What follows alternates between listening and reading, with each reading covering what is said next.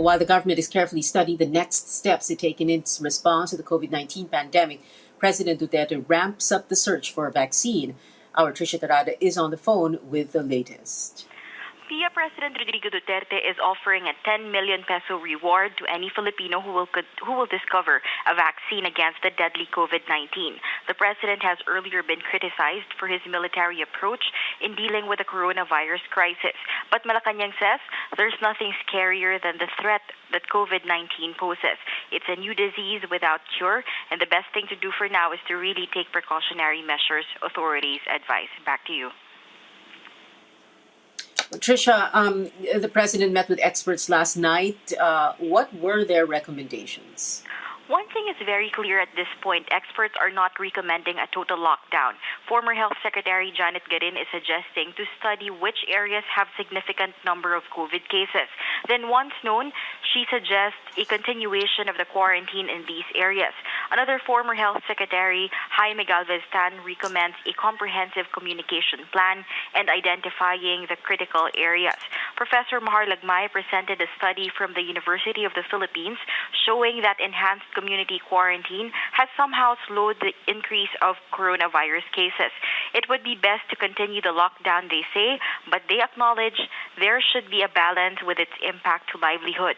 Possible option then would be a gradual relaxation of the stringent quarantine. There was also a consensus that the ECQ doesn't have to cover the entire Luzon. Still, the president has yet to make a decision, and for now, all these are just options. Pia. Well, Trisha, in case the president goes for what's called a modified enhanced community quarantine ECQ, will our health institutions be ready for that?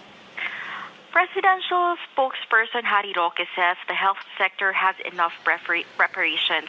In case of a modified ECQ, the government and experts know there could be an increase in cases again. That can be handled by health institutions, according to Roque. Government cities or sites that the readiness of HeLa Swan centers, and these are the converted facilities that will house COVID positive and suspect cases. But there are still complaints from health workers about the lack of protective equipment, and the government promises to provide more protective gear in the coming days.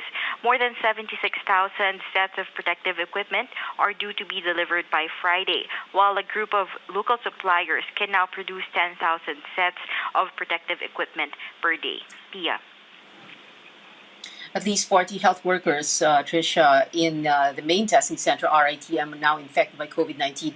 What do officials say about this, and how does this affect the release of test results?